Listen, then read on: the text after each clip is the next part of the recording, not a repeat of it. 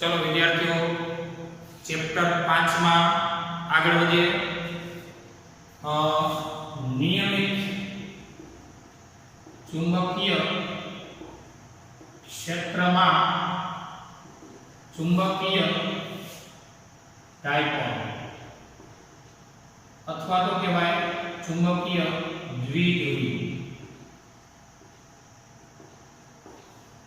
नियमित चुंबकीय क्षेत्र में આવું નિયમિત ચુંબકીય ક્ષેત્ર છે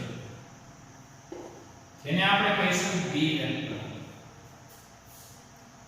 એમાં રાખેલી ચુંબકીય ડાયપોલ એટલે કે સોયાકાર ચુંબક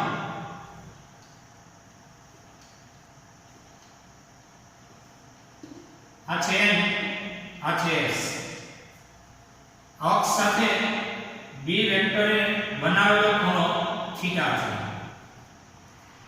चुंबकीय क्षेत्र में रखेली चुंबकीय डायपोल आ बे पोल छे, एक नॉर्थ અને બીજી સાઉથ। આ બે પોલ છે। હવે મિત્રો આપણે જાણીએ છીએ કે ચુંબકીય ક્ષેત્રમાં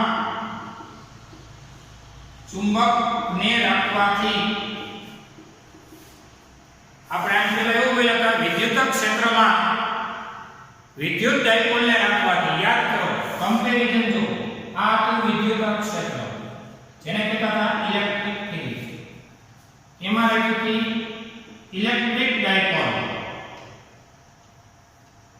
આ ડાયપોલની અક્ષ છે, અક્ષ સાથે ઇલેક્ટ્રોને બનાવેલો ખૂણો અહીંયા છે થીટા।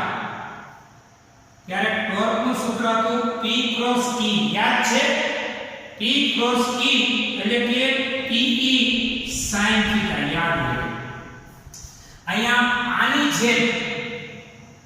જેમ ચુંબકીય ક્ષેત્રમાં રાખેલી અહીંયા વિદ્યુત ડાયપોલ હતી એની જગ્યાએ અહીંયા ચુંબકીય ડાયપોલ અને ચુંબકીય ડાયપોલ ને રાખી છે ચુંબકીય ક્ષેત્રમાં। ચુંબકીય ક્ષેત્રમાં ચુંબકને અથવા તો કાઉન્સમાં લખું છું ચુંબકીય ડાયપોલને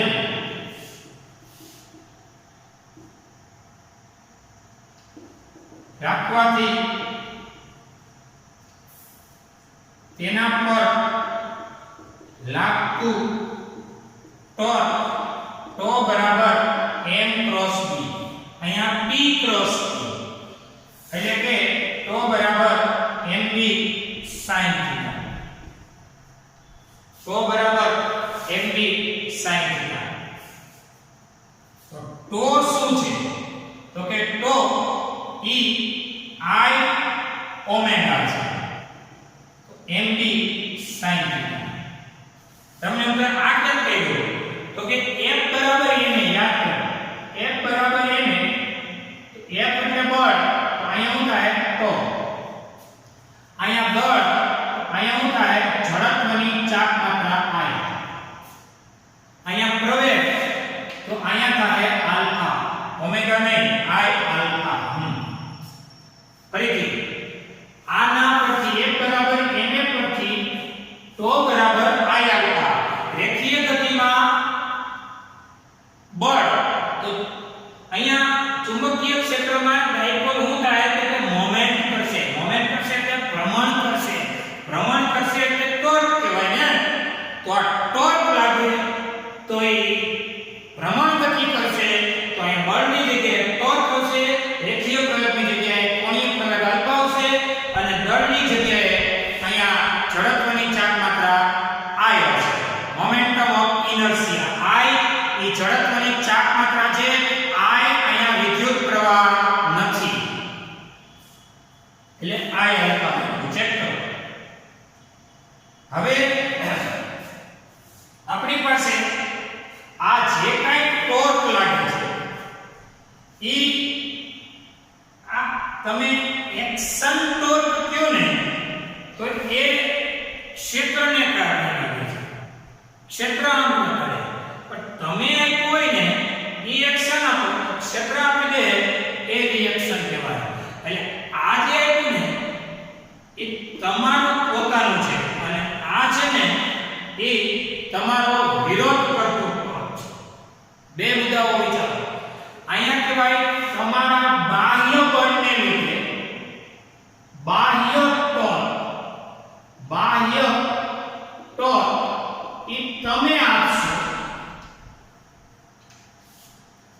જ્યારે ચુંબકીય ક્ષેત્રને કારણે લાગતું વિરોધ કરનારો ટોર્ક, કારણ કે સોયા મળે તમારે બાયથી ટોર્ક આપી દેવાનો ઈયા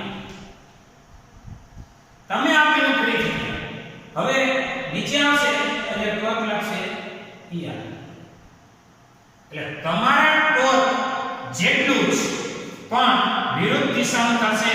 આનું નામ કહેવાય સંતુલન શરત પરથી. સંતુલન શરત પરથી જેવડું એક્શન ટોર્ક એવડું રિએક્શન ટોર્ક દિશા વિરુદ્ધ. ન સમજાય તો પાછું એકવાર કે આ શું પોતાના સંતુલન અવસ્થામાં હોય. દાખલા તરીકે 100 આમ છે, બી વેક્ટરમાં 100 ની સ્થિતિ આમ છે, એ નામ છે દિશા. હવે તમે બાહ્ય ટોર્ક આપો એટલે શું કરો તો કે મધ્યમાં સ્થાન તેને વિચલિત કરો. EQ વિચલિત કરી છોડી દો એટલે તમારું કામ પૂરું. એને પાછું કોણ લઈ આવશે તો કે એને ચુંબકીય ક્ષેત્ર.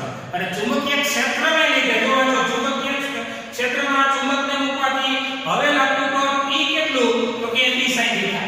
તમારા બાહ્ય ટોર્કની કઈ દિશાનો વિરોધ દિશાનો. એને કહેવાય સંતુલન શરત પરથી તમારા બાહ્ય ટોર્કને I આલ્ફા નો વિરોધ કરતું mb sin થીટા એ વિરોધક ટોર્ક લાગે છે. અને હવે આગળ જુઓ. હવે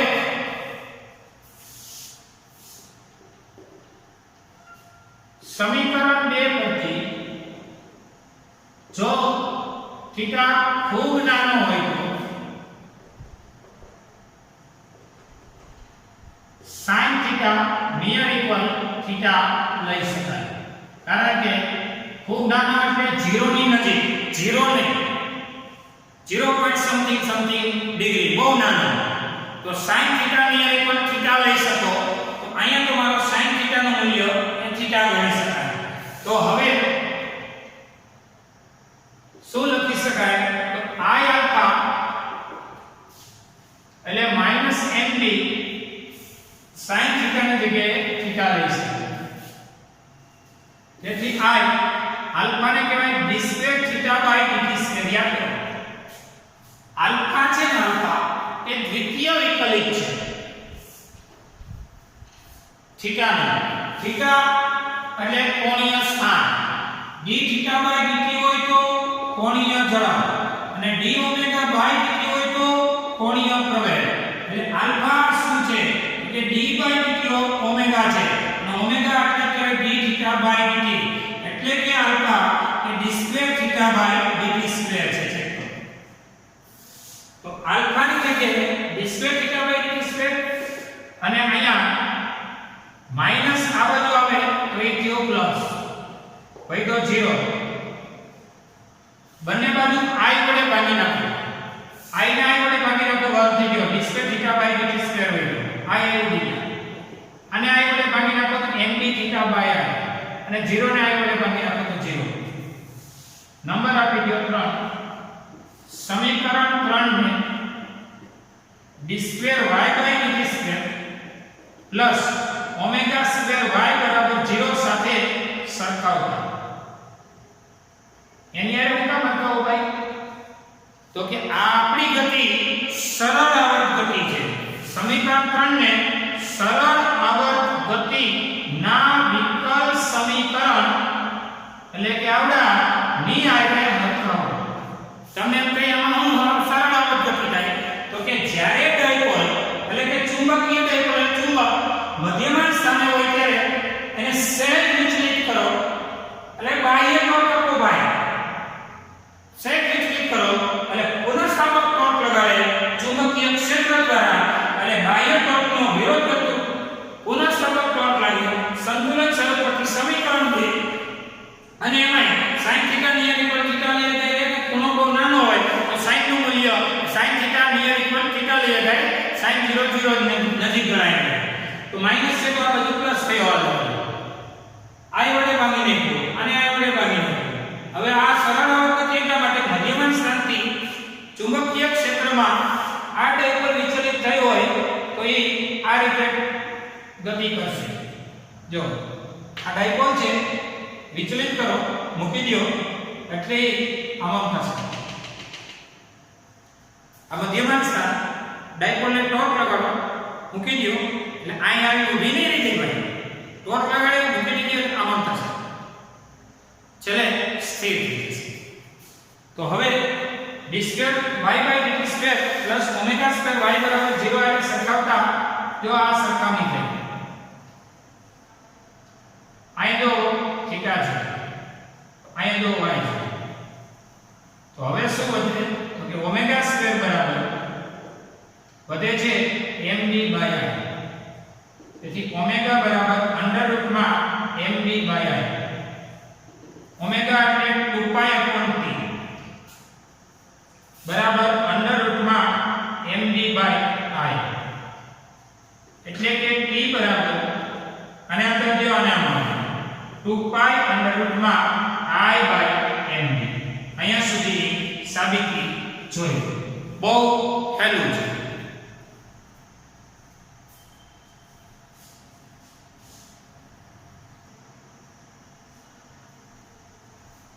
ચલો ચુંબકીય ક્ષેત્રમાં ચુંબકીય ડાયપોલ એટલે કે ચુંબકની સ્થિતિ ઊર્જા u બરાબર -m.b મેળવો આ આપણો પ્રશ્ન છે u બરાબર -m.b મેળવો તો મિત્રો આપણે જાણીએ છીએ કે બળ લગાડો પદાર્થનું સ્થાનાંતર થાય એટલે કાર્ય થયું કહેવાય આ કાર્ય છે તો F * x આ કાર્ય છે આના પરથી બળ લગાડો કોઈ પદાર્થ પર પણ સૂક્ષ્મ સ્થાનાંતર થાય તો સૂક્ષ્મ કાર્ય કરે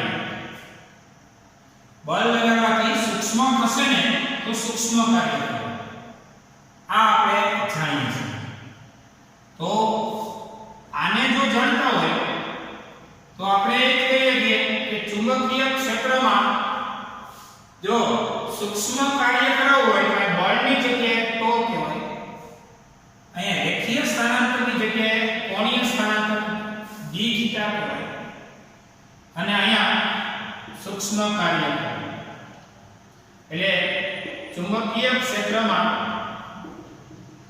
ડાયપોલને સૂક્ષ્મ સ્થાનાંતર આપવાથી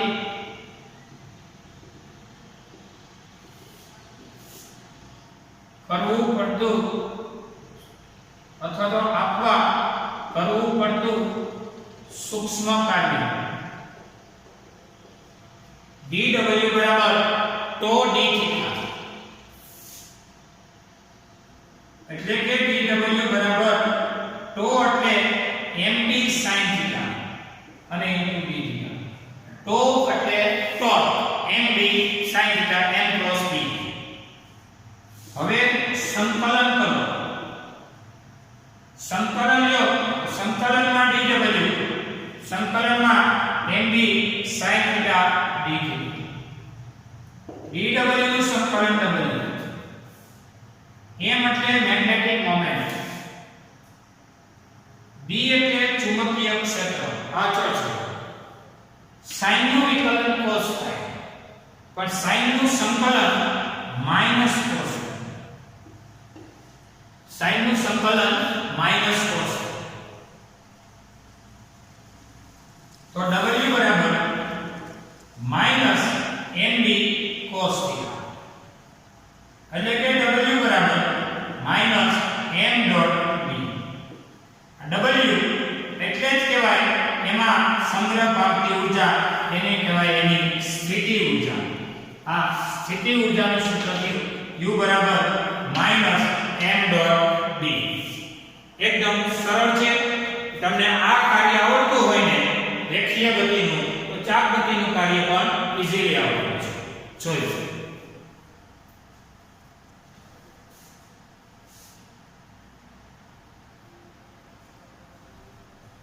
चलो जो पाठ्य पुस्तक में पेज नंबर 178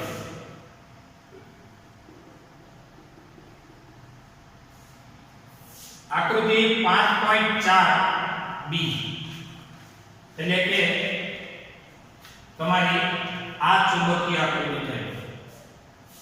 ઉદાહરણ પહેલામાં એટલે આકૃતિ તમને આપી દીધી છે. આ બી વેક્ટર એટલે કે ચુંબકીય ક્ષેત્ર અને આ છે એની ચુંબકીય ડાયપોલ.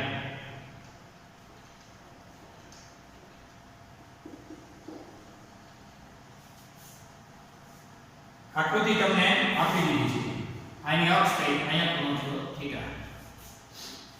હવે જરા જુઓ આકૃતિમાં ચુંબકીય સોયની ચુંબકીય ચાપ માત્રા તમને આપેલી છે.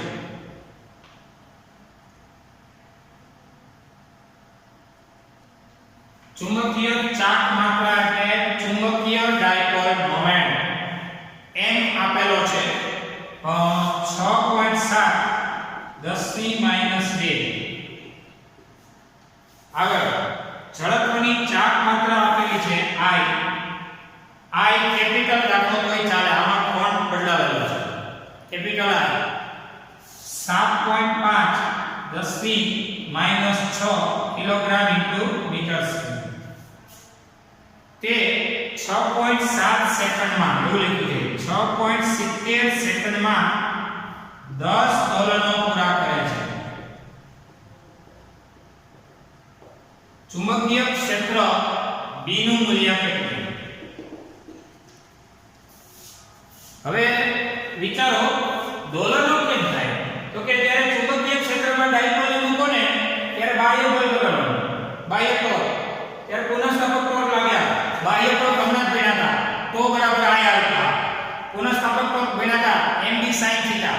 એટલે બાહ્ય ટોર્ક વિરોધ કરે ચુંબકીય ક્ષેત્રના લાગે પુનઃસ્થાપક ટોર્ક અને એને કારણે આને કહેવાય દોલન. આટલી સેકન્ડમાં 10 દોલનો થાય. તો આપણે આવર્તકાળ મેળવી લઈએ અને આપણી પાસે સૂત્ર છે કે ભાઈ એક દોલન પૂરું થવા લાખો સમયનો આવર્તકાળ કહેવાય. 10 દોલન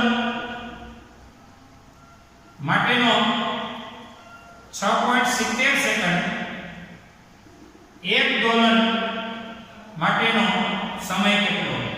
છેદમાં 10 1 ગુણ્યા 6.70 આને કહેવાય આવર્તકાળ. એટલે t બરાબર 6.70 ના છેદમાં 10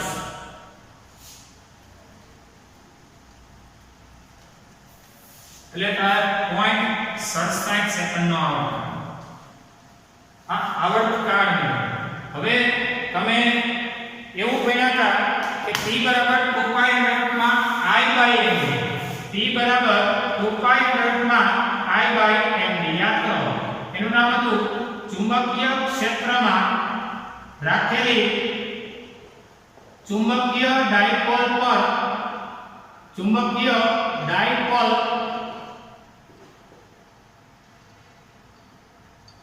નો આવર્તકાળ t બરાબર 2π માં I/mv. આ આપણે સૂત્ર સાબિત કર્યું છે લાસ્ટમાં હમણાં જ. તો આપણે t જાણીએ છીએ, તો I જાણીએ છીએ, m જાણીએ છીએ અને b અજ્ઞાત છે. આને નંબર 1 આપી સમીકરણ 1 ની બંને બાજુ વર્ગ લેતા. એટલે કે આનો વર્ગ 2 નો 4 પાઈ નો વર્ગ વર્ગમૂળ ઉડી જાય I/mv વધે. બંને બાજુ વર્ગ લો. તેથી આપણે જોઈએ છીએ t. b ને સૂત્રનો કર્તા બનાવો કેપિટલ b. કેપિટલ b સૂત્રનો કર્તા બનશે તો 4π² I/mp². p² અહીંયા આવી. હવે જાણીતી કિંમતો મૂકી દઈએ. 4 પાઈ એટલે 3.14 I 7.5 10 ની -6 M 6.7 10 ની -2 T સ્ક્વેર એટલે 0.67 નો વર્ગ તેથી B બરાબર ચાલો જો 4 ગુણ્યા 3.14 ગુણ્યા 3.14 ગુણ્યા 7.5 ના છેદમાં 6.7 ના છેદમાં 0.67 ના છેદમાં 0.67 98.34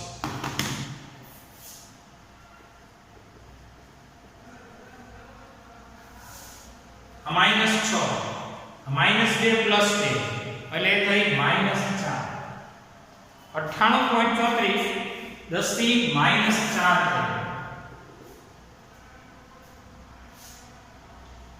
હવે તમારી પાઠ્યપુસ્તક પ્રમાણે જવાબ સેટ કરીએ B બરાબર 1 2 એટલે 0.9834 10 ની 2 સ્ટેપ આમાં 2 ઘાતનો વધારો -3 0.9834 10 ની -3 0.9834 એક મિનિટ 0.98 એના છેદમાં 100 0.0098 થયું 0.0098 અને 0.0098 માં રાઉન્ડ ઓફ કરો એટલે 0.0 આ નવડો કાઢો એટલે 0 થઈ જાય એટલે 0.01 ટેસ્લા આ તમારું ચુંબકીય ક્ષેત્ર છે જોઈ લો એકદમ ઈઝી છે T બરાબર 2.8 માં I/MB યાદ હોય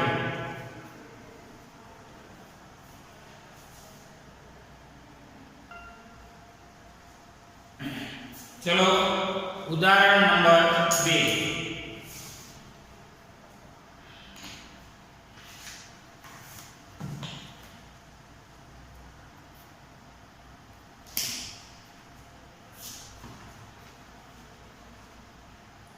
नाना गठिया चुंबकने जेनी अक्ष 800 ગોસ જેટલા બાહ્ય ચુંબકીય ક્ષેત્રએ 30 નો ખૂણો બનાવે છે ઉદાહરણ નંબર 5.2 આને કહેવાય નાનો ગઠિયો ચુંબક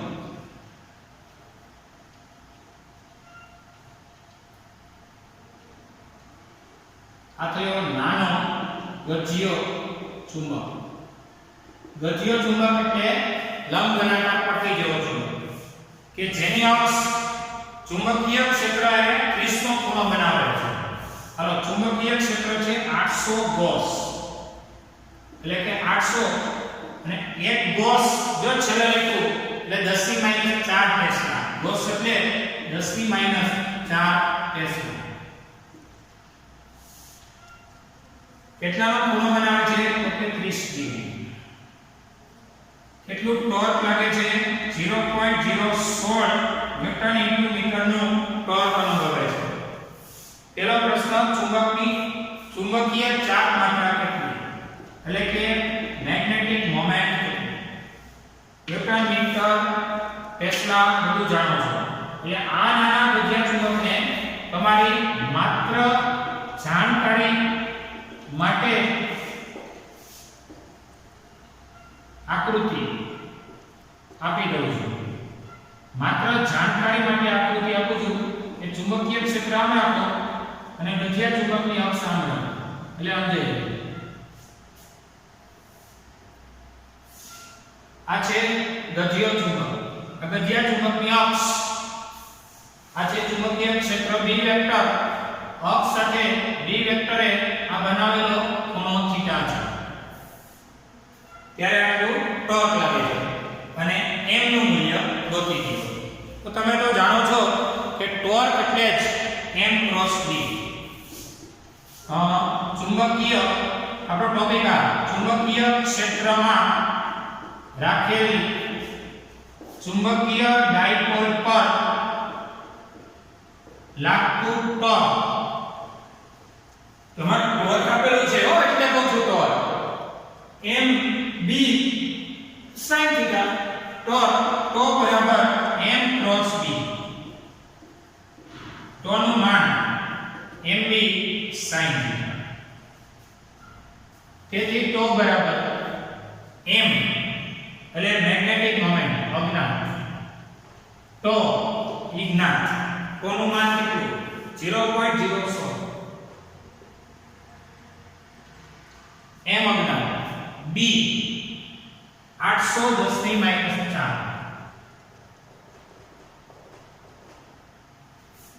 sin થીટા થીટા કેટલો છે 30 ડિગ્રી એટલે અહીંયા sin થીટા ની જગ્યાએ 30 લખી શકો અને sin 30 એટલે 1/2 ટોનું માન 0.06 m એટલે મેગ્નેટિક મોમેન્ટ કેટલી ખબર નહીં b એટલે 810 ની -4 અને sin 30 એટલે 1/2 તેથી m બરાબર 0.016 ગુણ્યા 2 ના છેદમાં 810 ની -4 અને આ માન m બરાબર ચલો જરા જોઈ લઈએ 0.016 ગુણ્યા 2 ના છેદમાં 800 0.404 10 ની -4 પ્લસ 4 ફાઇનલી m બરાબર 1 2 3 4 ને 5 સ્ટેપ કાપી નાખો એટલે તમારો જવાબ ગણાય 0.4 1 2 3 અને 4 સ્ટેપ પૂરા 0.4 m બરાબર ia I એટલે એમ્પિયર ને a એટલે મીટર છે પહેલો દાખલો જોઈ 0.4 લખો કે 0.40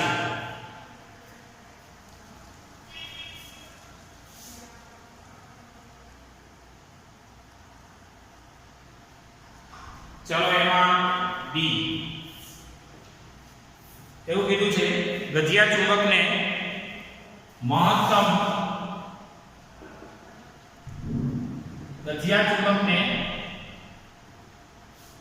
મહત્તમ સ્થાયીમાંથી મહત્તમ અસ્થાયીમાં લાવવો જોઈએ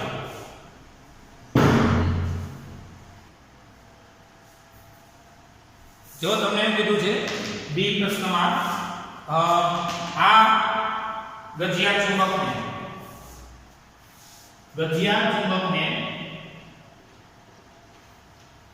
મહત્તમ સ્થાયી સ્થિતિમાંથી મહત્તમ અસ્થાયી સ્થિતિમાં લાવવા કેટલું કાર્ય કરવું પડે આ પ્રશ્ન છે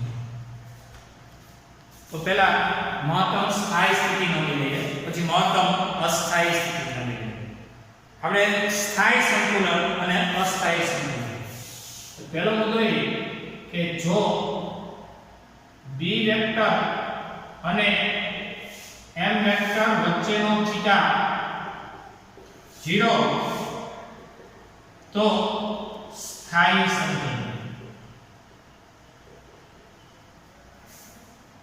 એટલે કે આ ચુંબકીય ક્ષેત્ર અને આ ચુંબક અને ચુંબકની ચુંબકીય મોમેન્ટ m વેક્ટર આમ b વેક્ટર આમ અને સ્થાયી સંતુલન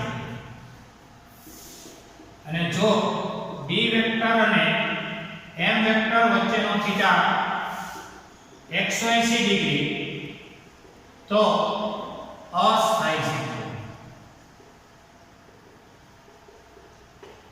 એટલે કે આ તમારું ચુંબકીય ક્ષેત્ર થયું અને આ ચુંબક પોલ બદલાવી દેવાનો પોલારિટી ચેન્જ કરી એટલે આની મેગ્નેટિક મોમેન્ટ આમ છે.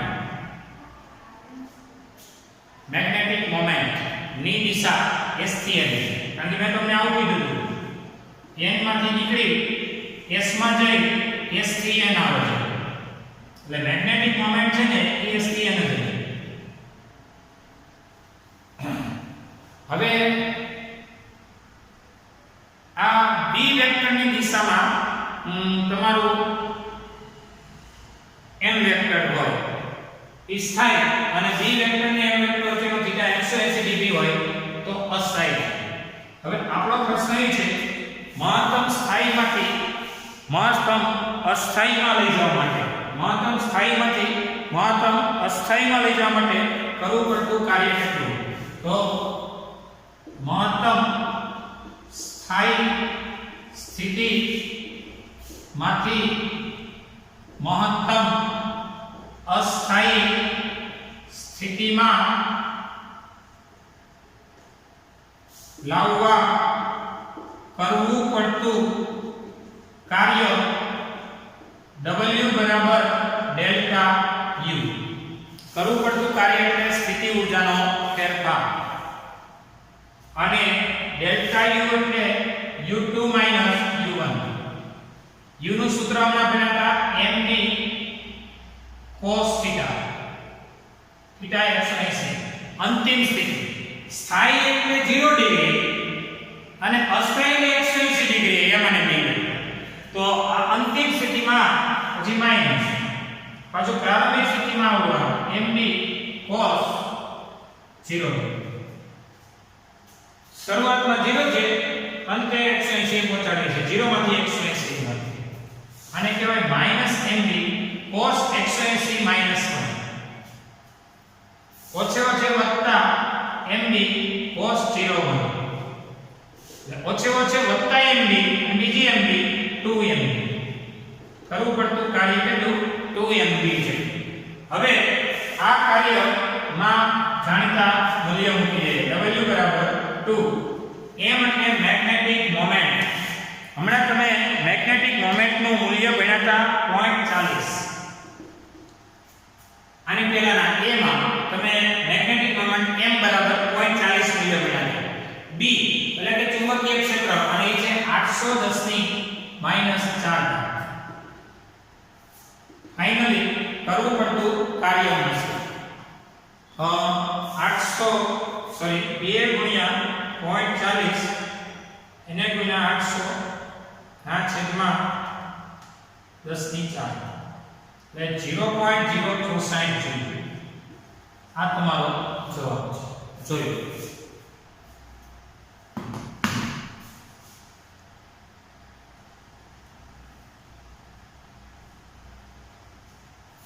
ચલો ત્યાર પછી આમાંનામાં સી. ગજિયા ચુંબકની જગ્યાએ કેટલી ચુંબકીય ચાપ માત્રા ધરાવતો સોલેનોઇડ મૂકાય? આ રીતે ચુંબકીય ક્ષેત્રમાં તમારે શું મૂકવાનું? સોલેનોઇડ. ગજિયા ચુંબકની જગ્યાએ સોલેનોઇડ મૂકો. સોલેનોઇડના 8 છેદનું ક્ષેત્રફળ આપ્યું 2 × 10⁻⁴ મીટર સ્ક્વેર. સોલેનોઇડના આંટાની સંખ્યા છે 1000. સોલેનોઇડમાંથી પસાર થતા પ્રવાહનું મૂલ્ય ગણો. પ્રવાહ I ગણો. તો આપણે સોલેનોઇડને બાહ્ય ચુંબકીય ક્ષેત્રમાં મૂકેલ છે. આ વખતે મેગ્નેટિક મોમેન્ટ m બરાબર IA. મેગ્નેટિક મોમેન્ટ એટલે કે ચુંબકીય ચાપ માત્રા m બરાબર IA પરથી n આકારનું સોલેનોઇડ હોવાથી m બરાબર NIA. તો મેગ્નેટિક મોમેન્ટ કેટલી સી પ્રશ્નને પૂછો. આ ગજિયા ચુંબકની જગ્યાએ કેટલી ચુંબકીય ચાપ માત્રા ધરાવતો? તો ચુંબકીય ચાપ માત્રા કેટલી? તો કે ચુંબકીય ચાપ માત્રા કેટલી એટલે કેટલી? તો કે જેટલી ચુંબકની હોય ને ચાપ માત્રા એટલી સોલેનોઇડની પણ ચાપ માત્રા રાખો. m નું મૂલ્ય ફિક્સ થઈ ગયું 0.4.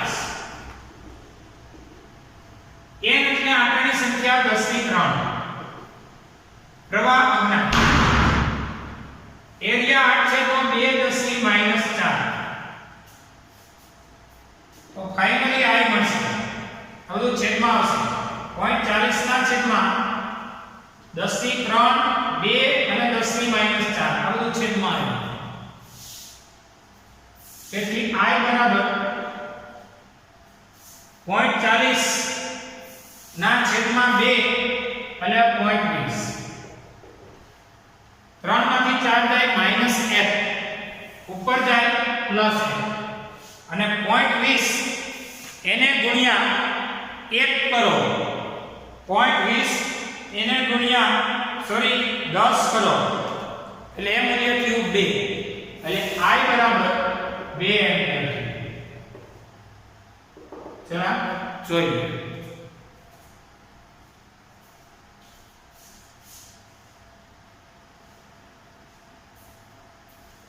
સ્વાધ્યાયનો ત્રીજો દાખલો. સ્વાધ્યાયનો ત્રીજો. નાના ગજિયા ચુંબકની અક્ષ 0.25 ટેસ્લાના ચુંબકીય ક્ષેત્ર સાથે 30 ના ખૂણે રહે એમ રાખો. ત્યારે ટોર્ક લાગે છે 4.5 10⁻² ન્યૂટન ઇન્ટુ મીટર. ચુંબકની મેગ્નેટિક મોમેન્ટનું મૂલ્ય કેટલું? આવેલો કે ચુંબકીય ક્ષેત્રમાં રાખેલા ચુંબક અથવા તો કહેવાય ચુંબકીય ડાયપોલ પર લાગતું ટોર્ક બરાબર m ક્રોસ b. ટોનું માન mb sin થીટા. ટોનું માન એટલે ટો, mb sin થીટા છે 30 ડિગ્રી. તેથી m બરાબર m સૂત્રનો કરતા બનાવો અજ્ઞાત છે. ટોના છેદમાં b sin 30. તેથી m બરાબર તો 4.5 10⁻². b ચુંબકીય ક્ષેત્ર 0.25 sin 30 1/2 જેટલો છે અંશમાં. તમે જે મેળવો એ તમારો જવાબ છે. રેડી? જોઈ લેજો. હવે ડેઈલી ટેસ્ટ નોંધો.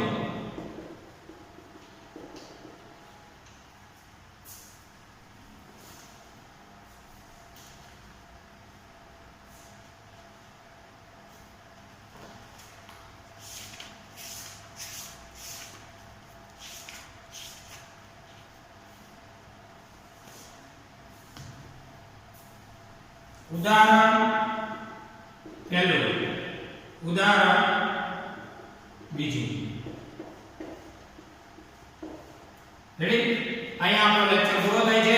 એક અગત્યની સૂચના, ચેપ્ટર કોઈ પણ હોય એના સૂત્ર કમ્પ્લીટ કરો ને એટલે દાખલા કે કોઈ એમસીક્યુ છે ને એની શોર્ટકટ ઈઝીલી મળશે. સૂત્ર ઉપર વધુ ફોકસ રાખો. રેડી? અહીંયા આપણો લેક્ચર પૂરો થાય છે. જોઈએ.